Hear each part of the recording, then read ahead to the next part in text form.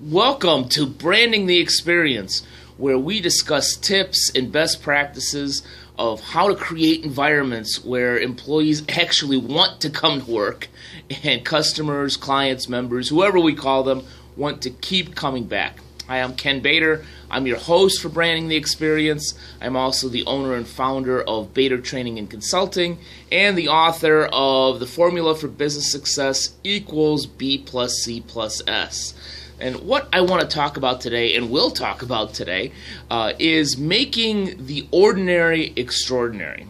And I've got a number of examples, but one specific one, and one that I actually mentioned in the book, which I think is one of the best ones, is a company out here in Southern California called Mobil, and that's M-O-B-U-L. And what they offer, what they sell, is durable medical equipment, DME to the healthcare community. And we've all probably seen DME. A wheelchair would be an example of durable medical equipment. A walker, maybe a bar in the bathroom where you're holding on to not fall in the shower. Lift chairs, things of that nature. And you know, the fact is there's may not be anything all that exciting about offering durable medical equipment. Certainly from a culture standpoint, maybe we feel good about offering something to somebody that is permanently or temporarily disabled or is struggling with something in their mobility. However, in the past, finding durable medical equipment was always kind of an issue. You can get it online. I actually worked with a durable medical equipment provider as a client a number of years ago, and we did some great things with the culture and the strategy. But even the brand, when you walked in, it was a hospital-esque type of environment. Certainly not like going to a Nordstrom's. But what Wayne Slavitt, the founder of Mobil, did was he found a way to offer the ordinary in an extraordinary way by creating the Nordstrom's of DME. At least, maybe not in price, because his prices are pretty reasonable. I've shopped there because I have a bad back, probably too much information, but less about me and more about Mobil. They created an environment where not only it was friendly and inviting, but they created mock rooms, a mock kitchen, a mock bathroom, a mock living room. So you could see how a lift chair may look in your living room. You could see how a bar, which is also couples as a towel bar or towel rack, might look in your bathroom. You could feel and touch it and see it in the environment that it was meant to be. And I thought that that was a great example. I had the distinct pleasure of interviewing the founder, Wayne Slavitt, a few years ago. So let's go ahead and switch to that, and let's hear directly from Wayne. Ken Bader here with Wayne Slavitt, the founder of Mobil Home Mobility Store that we just wrote about, to answer a couple of questions on his great new concept. Wayne, thanks for spending a little time this morning. Happy to be here. Terrific. The first thing that I want to ask is about innovation. This is a great concept. How did you come up with this idea? Well, there were two basic things. One was an observation of the market. The baby boomers started retiring about a year and a half ago, and now every day for the next about 17 and a half years, 10,000 new people will turn 65. Wow. So the market is going to change. The overall consumer market is going to change. It'll be the biggest demographic shift in our lifetime. And there will be an influx then of more affluent, more active, right, more engaging people coming into the senior market. So that was one thing, the observation of a demand, and a big, big demand. I'm part of that demand.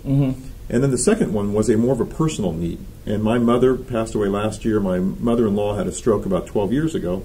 And I have been highly disappointed in trying to shop at a retail level for home medical equipment. And the light went on in my head one day when I was looking around the internet trying to find a product for my mother-in-law to get out of the car easier, and I found something. And I said to my wife, how come we don't know about this? Right. And she said, where would we go to find something like this? And that was the aha moment, right, to create a retail store. And then further investigation indicated that there are no national chains out there. You have national pharmacies. You have CVS and Rite Aid and Walgreens and Target pharmacies. but none of them really are in the home medical equipment space. Right. So those were the two major reasons that got me into this crazy business. Something similar to the mother of invention is necessity. Exactly right. Exactly right. Exactly right. Well, I've talked a lot about the alignment of the brand, culture, and strategy, and I've seen a lot of entrepreneurs that have that same aha moment, but frankly aren't able to bring that brand, culture, and strategy to a reality the way that you've had. You have a great brand in terms of the people wanting to come here. You have a great experience in the culture that you actually live that brand, and you obviously have the strategy to pull it off.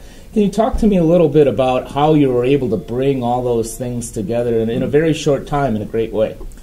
I started out day one wanting to build a chain. It wasn't trying to open up one store. Right. The one store concept just didn't excite me. I shut down a lot of other businesses to do this that I was working on. So I knew from day one I wanted to create this national chain.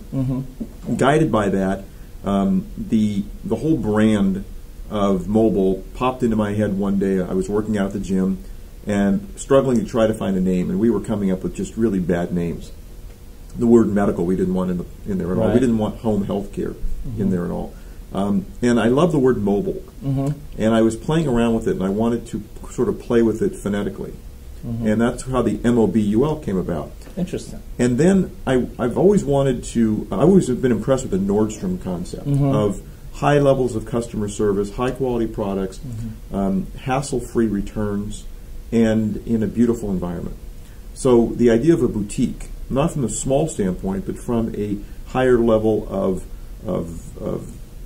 deliverables in terms of the motif, I wanted that to be what mobile was all about. So I decided I would try to Europeanize it, if you will, if I could make up a word, with the umlaut over the U. Knowing that, just like the word Haagen-Dazs, it was a totally made-up word. Right. But I wanted to create this mystique, where people would not know really what it was. They would maybe pronounce it Mobile, if they want to use the correct German pronunciation, which, by the way, the word Mobile in German, spelled M-O with the umlaut over the O, B-E-L, means furniture. I didn't know that at the time. I didn't know that either. But it seems to work. And then we use the tagline of the home mobility store, which is a term that is not well used either, but it sort of connotes this this idea of helping me stay active in my home, kind of a thing. So it kind of works. And then from that, my wife said, wow, that umlaut over the U looks like a happy face. Right. And that then all of a sudden became the branding. Right. It was not purposeful. It was not something that we sat out trying to create that kind of a concept, but it seems to work now. The U we use in our marketing. We've run ads of "It's all about you," and "Let us lift you up," and that's been kind of fun. People walk into the store. They're typically coming in with some problem. Someone's had surgery. Someone's had a stroke. Someone fell. Someone's moving into my house, and I want to make sure it's safe. And there's angst about that. And there's also a lot of ignorance about that because people just do not know about most of the products that we sell in the store. So then they come into the store with that negative emotion, and then they feel this positiveness. They feel this open airiness. They feel this relaxation. There's no pressure. The aisles are wide. The merchandise is clean. It's displayed beautifully. And we have our house in the store.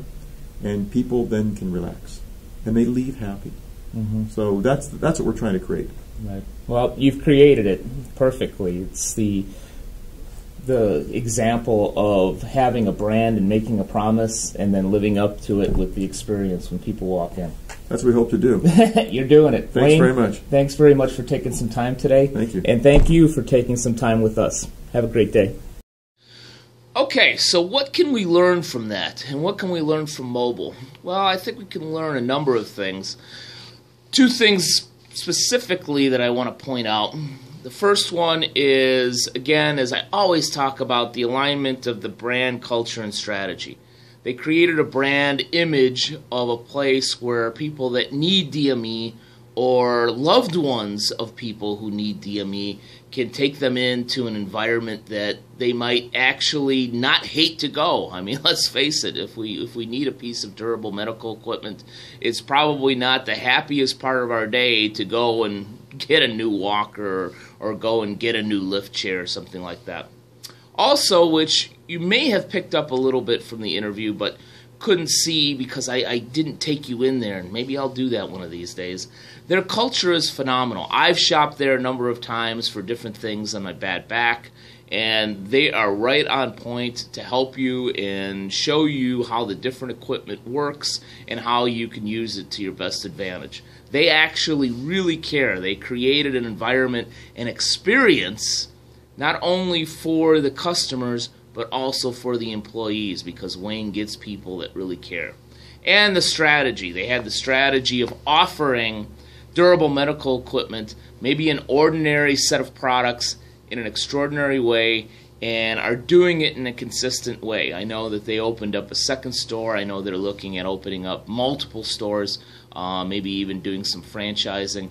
But they're an incredible story and a great example. The second thing, and this is maybe less of a learning tip from the video and what we talked about today, and more of a challenge, because I work with a number of service organizations, whether they be a bank or a hair salon or a restaurant, and we get into the bad habit of saying, well, you know, a checking account is a checking account. Food is food. Hair service or shampoo is the same. And, you know, maybe that is, but I think that commodity is one of the dirtiest words in business. And I think that mobile shows us that we don't have to settle for being a commodity. We can find a way to offer what may be thought of as the ordinary in an extraordinary way. So I challenge you in your business, whether it's a small business, big business, anywhere in between, that you find a way to offer what you are offering in just even a slight better way, an extraordinary way in offering it, and that may be the exact thing that takes your brand, your culture, and your strategy to that next level. I'm Ken Bader, host of Branding the Experience. Thank you for spending some time with me today, and here's hoping that your experience is branded in an extraordinary way. Have a great day.